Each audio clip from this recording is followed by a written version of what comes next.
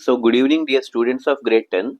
Right now, today in this session, we are going to do one more important problem from exercise 3.1 of grade 10 mathematics, chapter number 3, linear equation in two variables. Okay, already మనం previous video class సెషన్లో ఇదే మాదిరిలో ఉన్నటువంటి ఒక important problem third problem అనేది మనం solve చేయడం జరిగింది.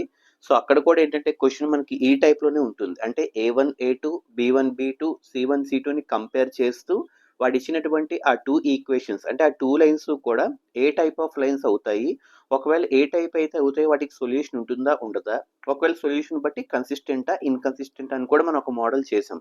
అదే మాదిరిలో గత ప్రీవియస్ ఎగ్జామినేషన్స్లో మనకి ఎక్సర్సైజ్ 3.1లోంచి సెకండ్ సమ్లోంచి ఎక్కువగా ఇటువంటి టైప్ ఆఫ్ ప్రాబ్లమ్స్ అన్నవి అడగడం జరిగిందనమాట. ఒకసారి అవి ఏంటో చూద్దాం. ఒకసారి మీరు అబ్జర్వ్ చేస్తే మీ బోర్డు మీద ఒక ప్రాబ్లం కనబడుతుంది చూడండి.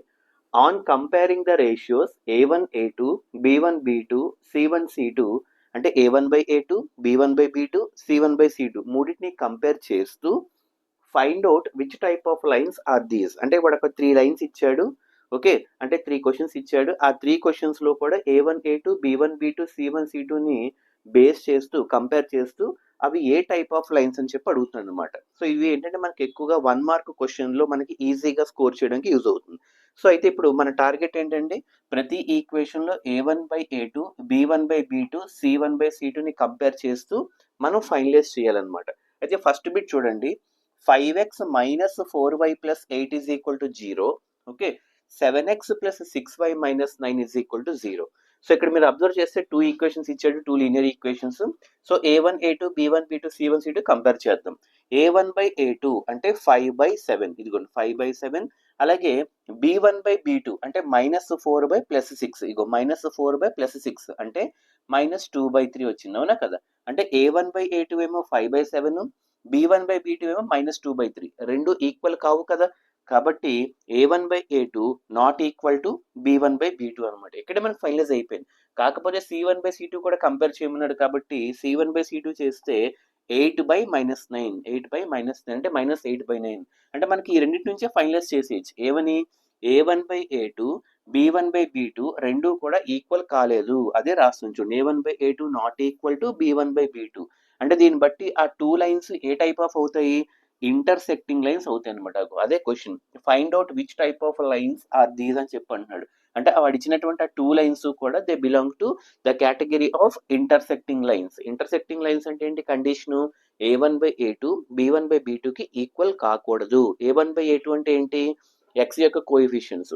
B1/B2 అంటే ఏంటి, వై యొక్క కోఎఫిషియన్స్. రెండు కూడా ఈక్వల్ కాకూడదు. అలా అయితే అవి ఇంటర్సెక్టింగ్ లైన్స్ అవుతాయి. ఇంటర్సెక్టింగ్ అంటే ఏంటి, ఏదో ఒక్క పాయింట్ వద్దే అవి మీట్ అవడం జరుగుతుంది. కాబట్టి ఆ ఒక్క పాయింట్ని మనం యూనిక్ సొల్యూషన్ అని అంటాం అనమాట. కాబట్టి సొల్యూషన్ ఉంది కాబట్టి కన్సిస్టెంట్. ఇప్పుడు అర్థం లేదా, ఇంటర్సెక్టింగ్ లైన్స్ అనేవి కన్సిస్టెంట్ అవుతాయి, ఎందుకంటే ఒక పాయింట్ వద్ద మీట్ అవుతాయి కాబట్టి ఒక సొల్యూషన్ ఉంటుంది. సెకండ్ బిట్ చూడండి, 9x plus 3y plus 12 equal to 0. Okay, second equation 18x plus 6y plus 24 equal to 0. మళ్ళీ A1/A2 కంపేర్ చేస్తే 9/18, ఇగో A1/A2 9/18 అంటే 1/2, అవునా కదా. అలాగే B1/B2 అంటే 3/6, ఇగో 3/6 అన్నా కూడా 1/2. అలాగే C1/C2 అంటే 12/24 అన్నా కూడా 1/2. అంటే A1A2 B1B2 C1C2 అన్నీ కూడా 1/2 1/2 1/2 వచ్చాయి కాబట్టి మూడు ఈక్వల్.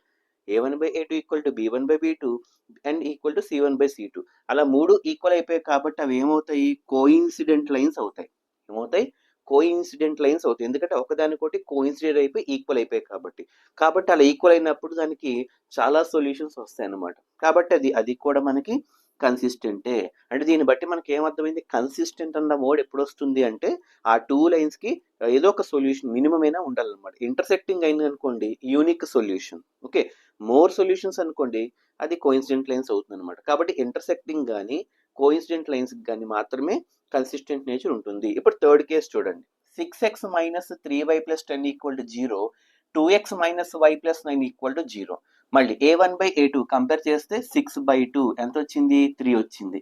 అలాగే B1/B2 -3/-1 అది కూడా చూడండి, -3/-1 అంటే 3 వచ్చింది. అంటే A1/A2 B1/B2 ఈక్వల్గా వచ్చాయి. బట్ C1/C2 ఏమైంది, 10/9 అయింది. కాబట్టి A1/A2 B1/B2 ఈక్వల్గా ఉన్నాయి, but not equal to C1/C2. ఈ రెండు ఒకలా వచ్చాయి, ఈక్వల్ టు 3. బట్ ఇది ఎంత వచ్చింది, 10/9 వచ్చింది. కాబట్టి ఇది ఈక్వల్ కాదు. అవి ఏ టైప్ ఆఫ్ లైన్స్ అని చెప్పాము, ప్యారలల్ లైన్స్ అవుతాయి. ప్యారలల్ లైన్స్ అంటే ఏంటి, మనకి ఎక్కడ కూడా మీట్ అవ్వట్లేదు కాబట్టి నో సొల్యూషన్ లేదు కాబట్టి ఇన్కన్సిస్టెంట్ అని రాసాం అనమాట. సో ఈ వర్డ్స్ అన్ని మనం గుర్తుపెట్టుకుంటే మనకి 1 మార్క్ క్వశ్చన్స్ అనేవి ఈజీగా అటెంప్ట్ చేయించండి. ఓకే, సో నెక్స్ట్ వీడియో క్లాస్లో మనం న్యూమెరికల్ ప్రాబ్లమ్స్ ఎలా సాల్వ్ చేయాలో చూద్దాం. Okay, so good evening, have a next day.